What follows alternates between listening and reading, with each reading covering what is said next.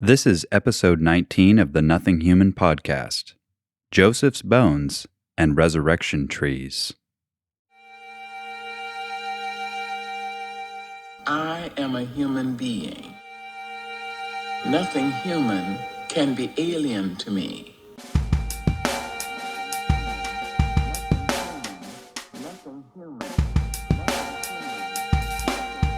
Welcome to the Nothing Human podcast, a biblically informed think space for exploring and articulating all the ways we make or break sense of human experience. I'm your host, Michael Minkoff. From my youngest days, I have been fascinated with categories of thought, those often unconscious filing mechanisms that invisibly populate our premises, direct our inquiries, and ordain our conclusions. Join me as we investigate and interrogate our assumptions in an effort to articulate a more cohesive understanding of human information within the superstructure of God's truth.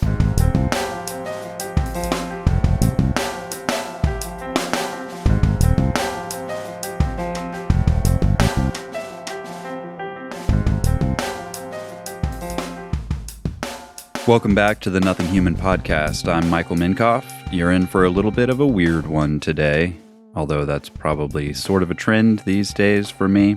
This is episode 19, and today we're talking about Joseph's bones and the connection between bones and the resurrection, especially in the Old Testament. I mentioned this connection briefly in episode 16, but I'm going to talk about it in a little bit more detail today. Bones are a sign, to me, in the Bible, of the lasting memory of a person in bodily form. So I think that the persistence of bones actually contradicts this Platonic idea that we have that grants the soul an everlasting or immortal quality, whereas we think of the body as this temporary and passing away type thing.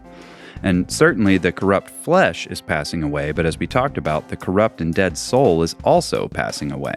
But the body, as a memorial, persists in the bones, and our bones await the bodily resurrection and the reconciliation of all things in the glorification of creation that will occur at the end of time.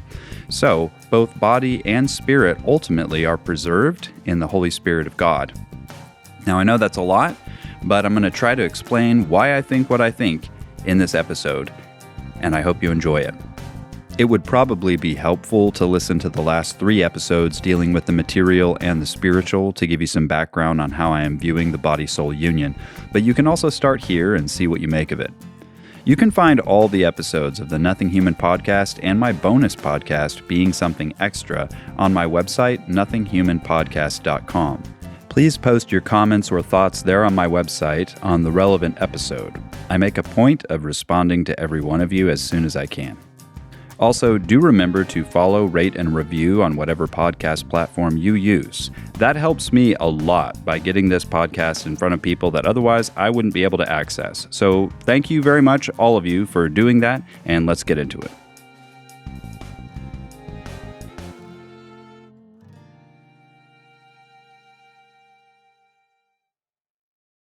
The author of Joshua closes his book with what might seem a curious anticlimax: the matter-of-fact burial of Joseph's bones and the death and burial of Eleazar the priest.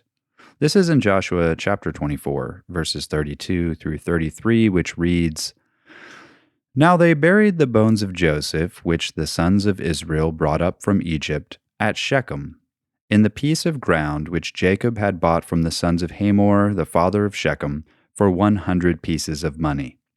And they became the inheritance of Joseph's sons.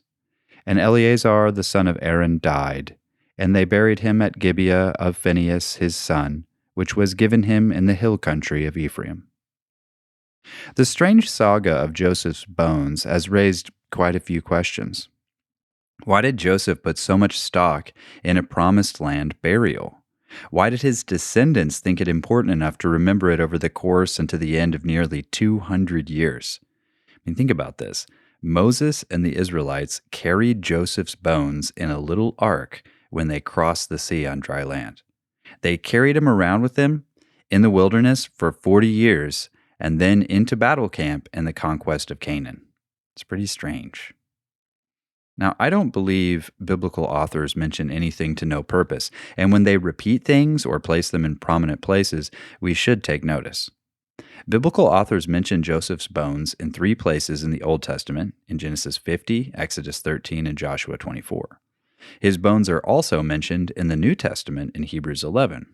The remains of very few people, save Jesus, get more attention than that. But why are his bones given so much attention? A number of obstacles actually keep most readers from understanding the significance of Joseph's bones and burial. First, we have very little information on the specific nature and significance of Hebrew burial rites. We just don't know what they did, and it was so common to them, they didn't really think that they needed to tell us about it. And then adding to that confusion, contemporary modern Western burial rites have very little in common with apparently what they did in the ancient times. So we can't gain much from how we bury people now to give us some idea of why they did it the way they did it. And then, probably the most important problem is that our Greek dualistic way of thinking tends to overlook the ancient emphasis on the unity of the person, and our contemporary individualism denies the unity of the community. And then the last reason is that contemporary readers cannot fathom the ancient Hebrew emphasis on the interwoven ideals of land, inheritance, and family name. And most readers tend to ignore geographical and cultural details in the biblical text because these details just frankly don't seem that relevant to us. So let's explore this stuff a bit, and I think this will be very rewarding in the end. So, Joseph's burial is one of the clearest examples in the Bible of secondary burial, where family members deposit an excarnated skeleton into a family tomb. Excarnated means the flesh has been removed from the bones. We don't know the exact specifics of this practice, but usually a body was laid out on a rock slab in the family cave, wrapped in cloth soaked with oils and spices that would aid the decomposition process. The Egyptians actually had a sarcophagus with lime to eat away the flesh. That's actually the literal meaning of sarcophagus, is flesh eating, and for that reason, that was its purpose. You put the body in there once it died, and the lime would eat away the flesh.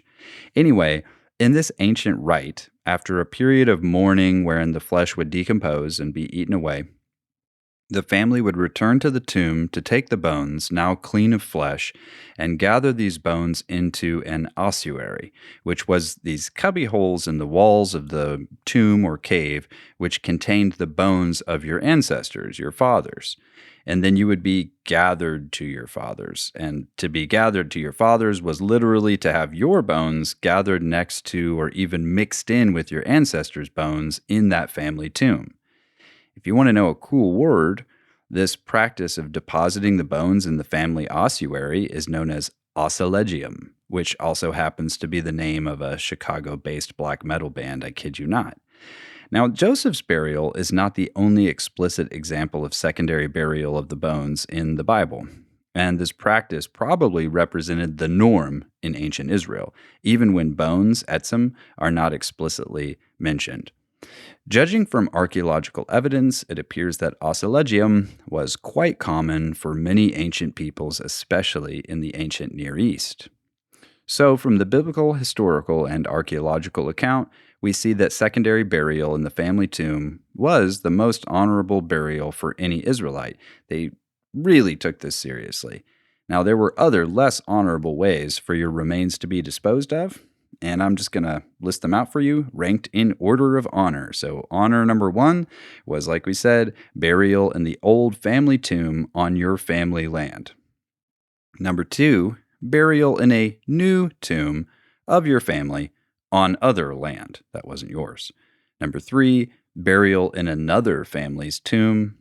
Number 4, being cast into a common or generic tomb. They actually called this the grave of the common people, literally the grave of the sons of the people. And then number 5 was non-burial, exposure of the corpse to wild beasts so that the flesh could be eaten by the birds of the air and the beasts of the field. That was really dishonorable. The worst, though, was when somebody maliciously exhumed your remains or willfully destroyed your remains, burned them, crushed them, broke them in pieces. particularly your bones. That would have been considered just the absolute worst thing that could possibly happen.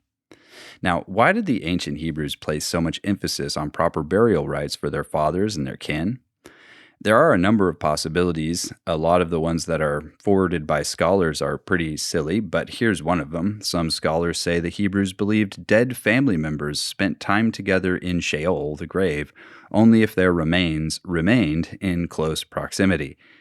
This idea of family members reuniting in Sheol, it really doesn't have very much biblical basis. It's not really a positive anyway. It's like, hey, we get to be in some underworld? No, I don't know. Anyway, so if that's not the case, and I don't think it is, why was the honorable burial so very important, especially the preservation of the bones? Well, I think it's important first to remember, like we said before, that the ancient Hebrews weren't Greek in their philosophy of the body and the soul.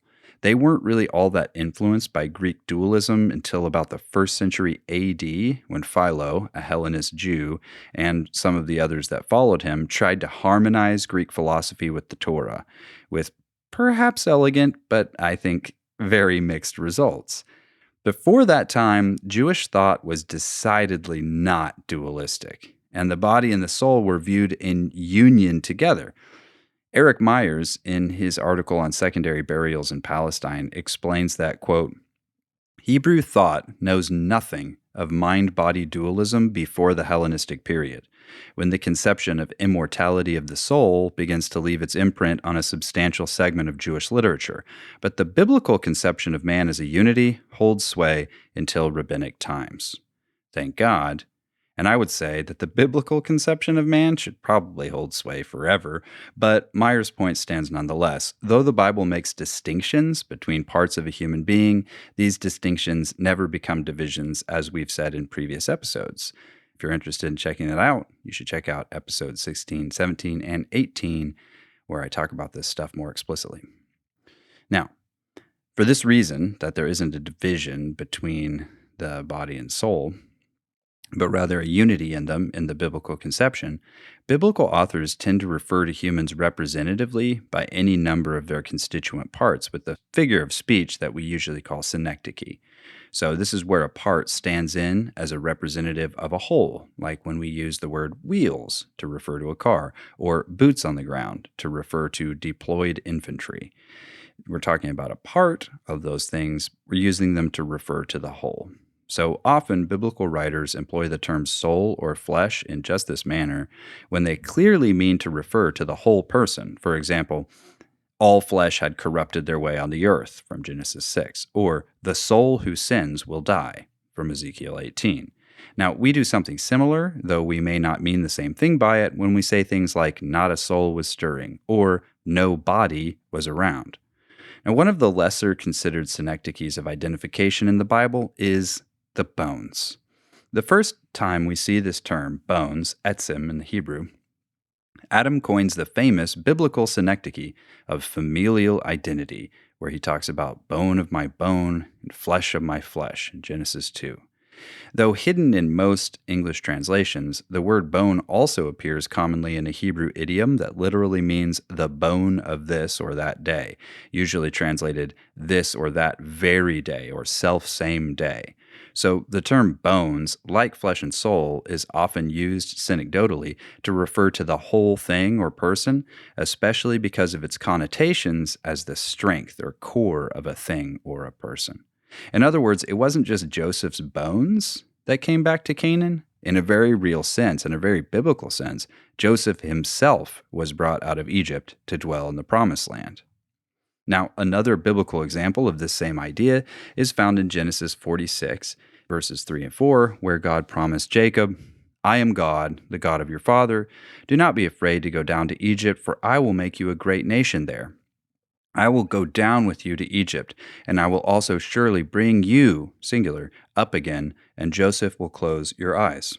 Now, we know that Jacob died in Egypt. It says it very clearly in Genesis 49 that happened, and it also mentions that in Acts 7. So did God fail in his promise to Jacob when he told Jacob, I'll bring you up, but Jacob actually died in Egypt? Well, of course, the answer is no. The answer must lie in the fact that God brought Jacob's bones back up to Canaan, carried by Joseph and Jacob's other sons. And you can read about that in Genesis 50. Jacob's bones are Jacob. God fulfills his promise. Likewise, Joseph's bones are Joseph. And in his bones, Joseph actually possessed the land of his inheritance. And when Israel finished the conquest of Canaan, get this, Abraham, Isaac, and Jacob also possessed that land their bones were buried in. So, what God fulfilled towards Abraham's offspring, he really fulfilled toward Abraham. This must be so, or God didn't fulfill many promises he gave, actually, in the natural lives of the patriarchs. For instance, God promised Abraham to give Abraham the land of Canaan, not only his children. I mean, go read it in Genesis 17 and compare Genesis 28. He gave the promise to Abraham. Then he extends that same promise to Isaac in Genesis 26, and he gives the same promise to Jacob in Genesis 28. These land promises were not fully fulfilled directly to Abraham, Isaac, or Jacob in their lifetimes. So, again, did God's promises then fail? Of course not. Again, in a real sense, the bones of the patriarchs possessed the land of promise. It wasn't just that the Israelites possessed the land as representatives of the patriarchs.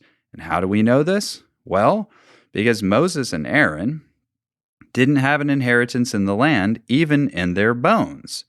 Now, you might say, well, Moses and Aaron were Levites, so they didn't have an inheritance in the land anyway. But again, from what we just read in Joshua 24, we can see that Eleazar, the son of Aaron, who was a priest, was buried in the hill of Phinehas, his son, so they would still have enjoyed an honorable family tomb burial. But Moses and Aaron did not receive this honorable home burial because of their sins, as we read in Numbers 20. So if the patriarchs possessed the land merely through their own children, could we not say that Moses and Aaron then, quote, possessed the land through their children? Perhaps in a sense, but in a more central sense, they did not. Because the thrust of God's censure of Moses and Aaron is that they themselves and the other unbelieving Israelites would not go into the land of promise to possess it.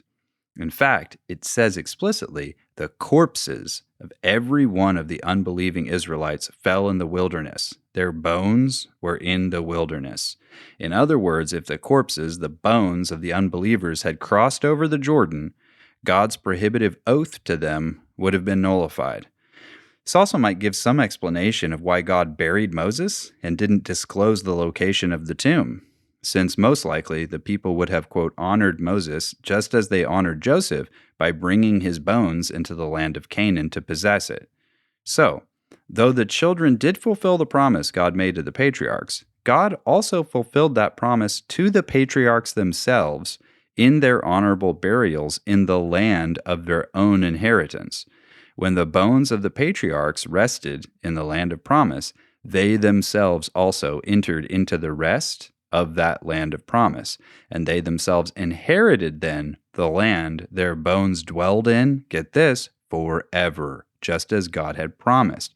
Look it up. God promised they would dwell there forever. They had an everlasting possession of it in their lasting bones.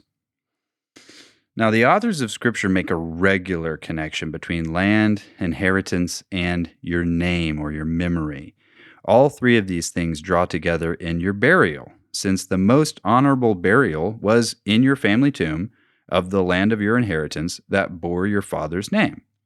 Now, if you prove this point backwards, which you can, consider how many biblical texts connect disinheritance with non-burial or exhumation. You're like, I don't know. I've never heard of any of those texts. But there are actually a lot of texts about this particular issue, especially among the prophets of the exile, which makes sense because not only were living Israelites dispossessed from the land in the exile, but even dead Israelites were dispossessed. A good representative case of this is in Isaiah 14, verses 19 through 20, where you have burial, remembrance or name, and inherited land intimately connected. So here's what Isaiah says. But you have been cast out of your tomb like a rejected branch, clothed with the slain who are pierced with the sword, who go down to the stones of the pit like a trampled corpse. You will not be united with them in burial, because you have ruined your country. You have slain your people. May the offspring of evildoers not be remembered forever. Now, one of the worst things that could occur to a person after death, and this is far worse than not even being buried, is to have your bones destroyed, especially by fire. And we see this not only from ancient sources, but from many biblical texts. For instance, in Amos 2, verse 1, God considers the burning of the Edomite king's bones, quote, to lime, as an unforgivable sin by the king of Moab. Deuteronomy 32 indicates that, quote, cutting a person in pieces connects to, quote, removing their memory from among men. And in Numbers 24, verses 8, the bones of the enemies of Israel are crushed in pieces. Josiah also, quote, purged Judah and Jerusalem entirely by burning the bones of the idolatrous priests on their idolatrous altars with their idols, which were considered the corpses of their gods. Now, curses and sin can also be in or on bones, which would render those bones unfit as honorable memorials. Consider Psalm 109, which contains some striking implications, praying that God would, quote, cut off a wicked man's children to blot out their name, as well as remember the sins of the man's parents to remove their memory. And finally, the wicked man himself seems designated to be blotted out since, quote, curses have, quote, entered like oil into his bones. In Ezekiel 32, verse 7, a removal of the renown and legacy of the wicked is connected to, quote, punishment on their bones. Notice what he says here. He says, quote, nor do they lie beside the fallen heroes of the uncircumcised who went down to Sheol with their weapons of war and whose swords were laid under their heads. But the punishment for their iniquity rested on their bones, though the terror of these heroes was once in the land of the living. Now, on the other hand, it says that God, quote, keeps, or more likely watches over or guards, the bones of the righteous. Not one of them is broken. That's from Psalm 34, verse 21. Now, I cannot help but point out right now, in passing, that this psalm is quoted explicitly concerning Jesus' preserved bones in John 9, verses 33 through 36, where it says that his bones were not broken, in keeping and fulfilling this prophecy, apparently, from Psalm 34, which also refers to the unbroken bones of the Passover lamb, which we know that he is the Lamb of God who takes away the sins of the world. So all of these things are connected, but I'm going to return to that connection a little bit later.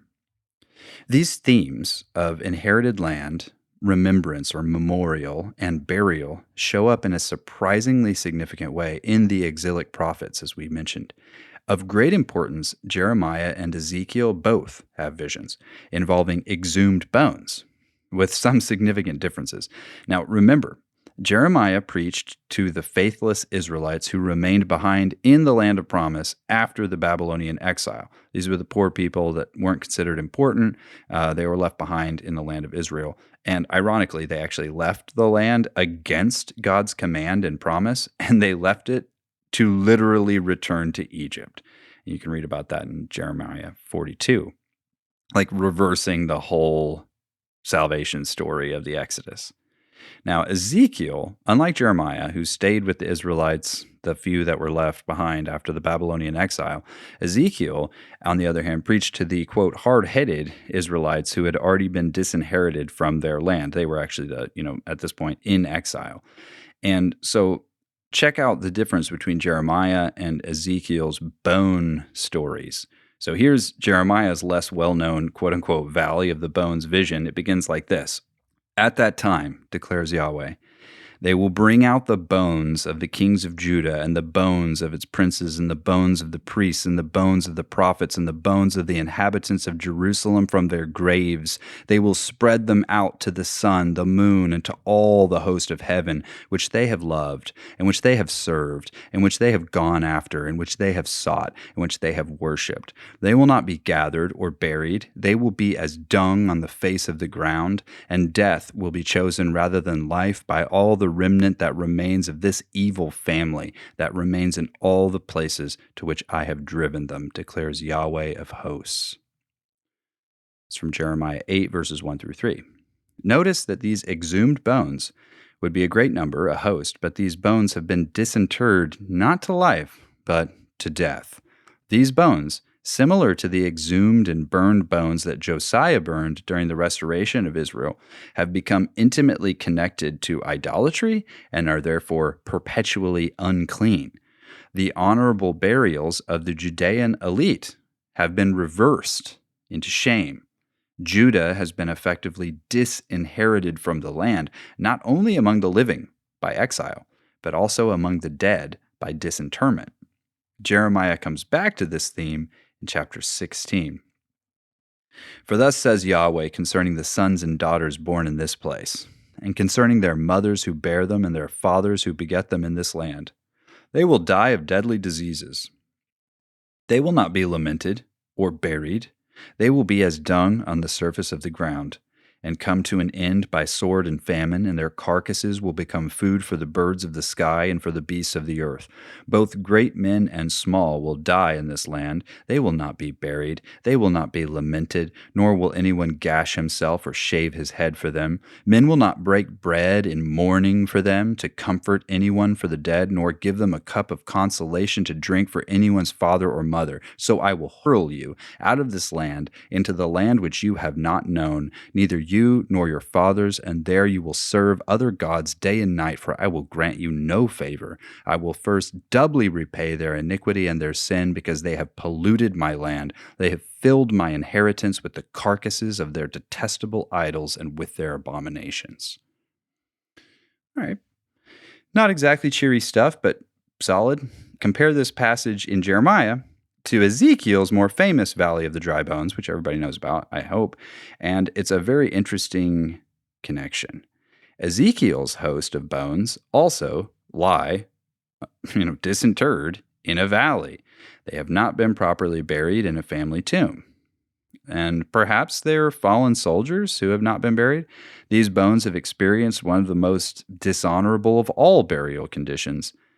Yet, these bones might very well belong to the soldiers of Gog, who eventually find a, quote, valley for a resting place and therefore an inheritance in Israel. You can read about that in Ezekiel 39. So Ezekiel's vision, when coupled with his contemporary Jeremiah's vision, indicates that even the dishonored dead of the uncircumcised nations can find an inheritance in Israel through God's compassion, whereas the honored dead of the circumcised and believing have been rejected by the land and by God. As Jeremiah chapter 9, verses 25 and 26 explains, Behold, the days are coming, declares Yahweh, that I will punish all who are circumcised and yet uncircumcised, Egypt and Judah and Edom and the sons of Ammon and Moab and all those inhabiting the desert who clip the hair on their temples. For all the nations are uncircumcised, and all the house of Israel are uncircumcised of heart. Now, you might be asking, what does honorable secondary burial have to do with circumcision? And I'm glad you asked. As we've discussed before, the bones of a person represent that person's core. And as we can see from Jeremiah and Ezekiel, this core can be honorable or dishonorable depending on the status of that person before God's covenantal favor. Now, it might come as a shock to contemporary readers, but many ancient Hebrews viewed honorable burial of one's excarnated bones as the final step in the purification of that person. It was sort of a sign of final and complete circumcision. Now, according to at least one scholar, this concept actually led to a really strange tradition among even pious Jews who would actually disfigure and ill-treat their bodies, like give orders for their bodies to be disfigured and ill-treated after their death in order to expiate for sins that they had committed during their lifetime. Now, though this practice might take the matter a little too far, good biblical reasons exist to equate the removal of, quote, sinful flesh with the purification of a person. In fact, biblical authors call the purifying rite of circumcision, quote, cutting off the flesh, literally the basar, the flesh. And it calls it that regularly. Genesis 17, when you first hear about this rite of circumcision concerning Abraham, and then Leviticus 12, it says cutting off the flesh. Further, incorrigibly unclean people themselves were, quote, cut off from Israel as mere flesh, which you can read in, again, Genesis 17, Leviticus 7, and Ezekiel 21. Interestingly, the worldwide flood represents the earliest extreme version of this cutting off of the flesh. You can read about it in Genesis 9. And this has led author Peter Leithart to categorize the flood and circumcision together as different, quote, campaigns in God's, quote, war against and prosecution of flesh. But, Leithart says, with circumcision, unlike the flood, God has committed to, quote, kill flesh without killing fleshly humans. Now, some evidence also exists for this reading of circumcision as purification of the flesh in the Septuagint, which translates a few less literal usages of circumcised as Greek purify. So this purifying removal of the flesh in circumcision becomes literally complete after burial when only the bones remain.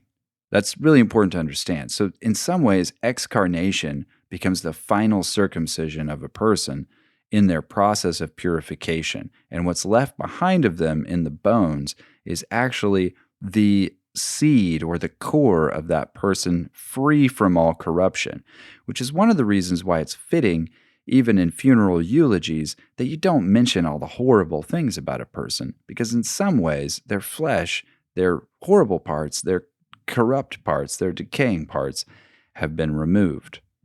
Now, Passover in the Mosaic covenant augments the circumcision of the flesh inaugurated in the Abrahamic covenant. So the Mosaic covenant is after the Abrahamic covenant of circumcision, and Passover is sort of a deepening of that idea.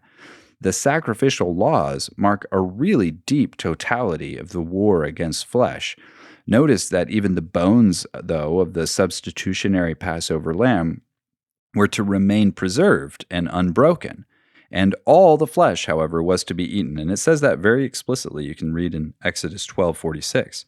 It says explicitly, all the flesh had to be eaten. Not any of it was allowed to be left behind. But get this, because it gets really odd here. According to author Julian Morgenstern, the preservation of the bones likely ensured the possibility of resurrection. Now, this is what he says. Unquestionably, the same conception of the possibility of restoration of life, so long as the bones are preserved, underlies Ezekiel's vision and proves conclusively the existence of this belief in ancient Israel. Certainly, Ezekiel did not invent the picture, nor was he the first to conceive the idea. Possibly the same thought is implied in Psalm 34:21, where it says, "He guards all his bones, not one of them is broken." Certainly, it is implied in the imprecation frequently applied in rabbinic literature to such arch-enemies of Israel as Nebuchadnezzar, Titus, and Hadrian, which says, "Sechek tamya," which means, "May his bones be crushed." In other words, may he be denied all possibility of resurrection. Possibly, we may also find here the explanation of the extreme care with which, in ancient Israel, the bones of the dead were guarded and given proper burial. End quote. So why would the destruction of the bones then hinder resurrection? So much so that burning bones or destroying bones was basically like saying, "I've just sent you to hell."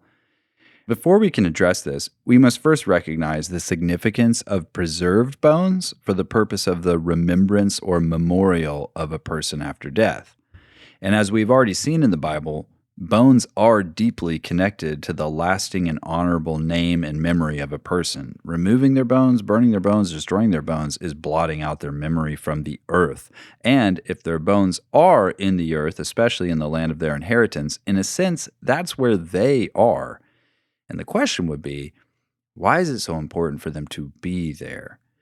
Now, there's some hints and clues to this that we're going to get into. We're going to have to go on a little journey here.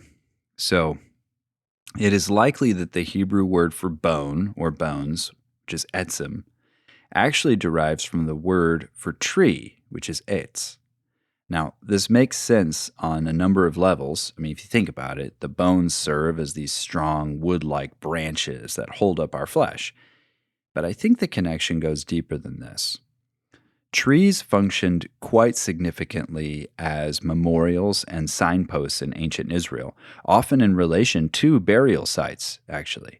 For instance, Abraham planted a tamarisk tree once as a memorial for when he called on Yahweh. You can read about that in Genesis 21:33. And we also see throughout the Old Testament that oaks or terebinths are functioning as location markers, like in Genesis 12, Deuteronomy 11, Joshua 19, 1 Samuel 10, etc. There's a bunch of them. And it's possible because they were so relatively easy to find, especially in a wilderness area, that oaks also featured prominently in religious and burial memorials. You can see this in Genesis 13, 35, Joshua 24, Judges 9, there's a bunch. And it's very often that you find these terebinths or these oaks in idolatrous memorial practices. In fact, oftentimes the Asherah pole was a stump of a tree. And a lot of memorial pillars, actually, though most might have been of stone, were made from the stumps of trees or wooden pillars carved from once living trees. For instance, Absalom's pillar in the Valley of Kings, which he hoped would, quote, preserve his name in lieu of children or honorable burial, was probably from the stump of an oak. I say this because Isaiah uses that same Hebrew word to describe the, quote, stump of the remnant of Israel. Here's what he says. Yet there will be a 10th portion in it, and it will again be subject to burning, like a terebinth or an oak whose stump remains when it is felled. The holy seed is its stump. The holy seed is its stump. Now, one of the features that's really interesting and why Isaiah uses this image is the terebinth oak is actually able to resurrect after it has been felled. It has the capacity to regrow strong trunk branches and renew a former life, even after being totally cut down. This object lesson and the connection that's already between bones and trees, like even at the word level, bones almost means trees. Etz is kind of a singular plural. It's used to refer both to plural and singular, kind of like deer. But etzem is this weird pluralized version of tree that you don't even see anywhere else in the scriptures, but it's clearly connected to trees. I mean, it's probably the same word. And this connection, this object lesson, offers a powerful rationale for selecting terebinth oak groves as sites for family tombs where you're going to put people's bones. And though we often overlook it, we actually find this to be the case. There are the famous oaks, the oaks of Mamre, which existed near the family tomb of Abraham, Isaac, and Jacob, which you can see in Genesis 13 and also Genesis 23. And then there's another grove of oaks, terebinth oaks, the oaks of Moreh, which flourished near Shechem, which is the burial place of Joseph's bones. And the bones, then, kind of like a cut down oak or terebinth, represented the stump of a person. And it was able to spring to new life as long as the roots in the land were preserved. Do you see the connection? Life comes from the bones, most literally because life is in the blood and blood is produced in the bones. And so the bones of a person then represent this lasting memorial of that person in the land, their honorable name free from the corruptions of sinful flesh, and the lasting seed from which new life will spring in the land of promise. Really makes a lot of sense, actually. So, bringing it full circle, we can return to our initial question with greater clarity. Given the fact that Joseph was one of the most spotless and holy of all the patriarchs, deserving of the greatest of all honors and burial, and understanding that his sons did wait for almost 200 years and went to great pains to take his bones all the way to Canaan on oath, why didn't they finish their task and bury Joseph with his fathers? Shouldn't they have gathered his bones to his fathers in the family tomb at Hebron? They could have. Why did they bury his bones in Shechem? Now, this geographical fact holds the key to understanding the grand significance of Joseph's burial. In close parallel to the burial of Joseph, the closing passage of the book of Joshua recounts Eleazar being buried in the hill of his son, Phinehas. Now, what's going on there? Has the whole system of honorable burial just been turned on its head? Since when do fathers get gathered to their sons?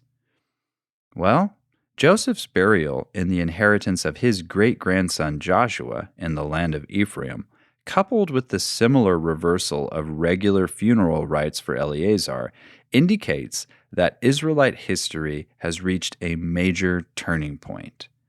For nearly 200 years, Joseph had been looking back to where he came from.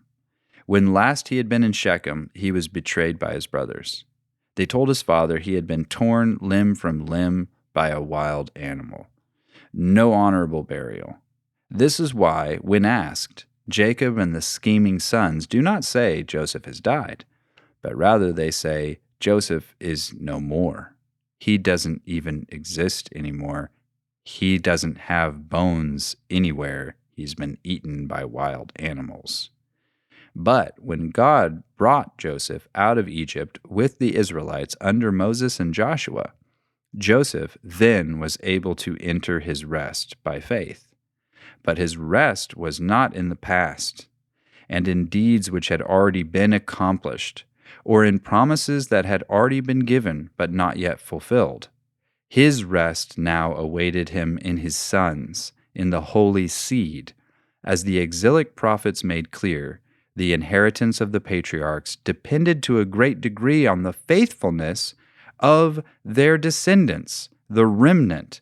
If the sons were unfaithful, the fathers also could be disinherited from their land by being cast from their tombs and having their bones exhumed. They deserved, in some way, to be disinherited, in fact. Their unbroken bones waited on the perfect substitutionary Lamb of Passover, in whom they would finally have their full inheritance. The final rest and peace of the fathers depends on the faithfulness of the true seed of Abraham. So just as Joseph rested near the sanctuary city of Shechem, and Abraham, Isaac, and Jacob rested near the sanctuary city of Hebron, Jesus, the perfect Joshua, dwelled near the sanctuary city of Kadesh in Galilee, the only sanctuary city of Israel's major three not yet to be visited by the bones of a patriarch. Jesus grew up in Nazareth, from Natsar, meaning shoot or branch. Himself the accepted branch, the shoot of Jesse, from the stump of the holy seed, and the true resurrection. He is the life in the contents of the ark, literally the coffin of the memorial, the word that enlivens the limed stone of the testimony, the living bread from heaven, and the blossom of the dead wood of Aaron. He hung cursed, like David's other son Absalom. But the tree he hung on became the tree of life, and his body is its fruit. He overcame the curse. His tomb was unsealed before his honorable secondary burial could take place, because his flesh would not see corruption, and his bones remained unbroken. By faith, Joseph looked forward to him, and the inheritance of life and spiritual flesh his bones would gain again in the fulfilled promises of the true and final Joshua. Finally, there would be one to give the land and its bones rest forever in an everlasting name above all names. Well, I told you this was going to be a bit of a weird one. Thanks for listening. If you want to talk to me about this episode or any of my other episodes, just please go to my website, nothinghumanpodcast.com, and post your comments or thoughts there on the relevant episode. I make a point of responding to every one of you as soon as I can. Also, I could really use your support on Patreon. I want to share freely what God has shared freely with me, and that's what I'm trying to do here on this podcast. But if you want to help me to do that by supporting me financially out of the generosity of your heart, please do so at the link to my Patreon in the show notes. For as little as $60 a year, that's just $5 a month, you can support me and my family while I work to make complex information more accessible to the sincerely curious within the superstructure of biblical truth. We are very grateful to those of you who have partnered with us to make this work more sustainable. I'm doing my best to make your investment in me worthwhile, and I really appreciate all of you that are helping and encouraging so much to make this podcast possible. Until next time. I am a human being. Nothing human can be alien to me.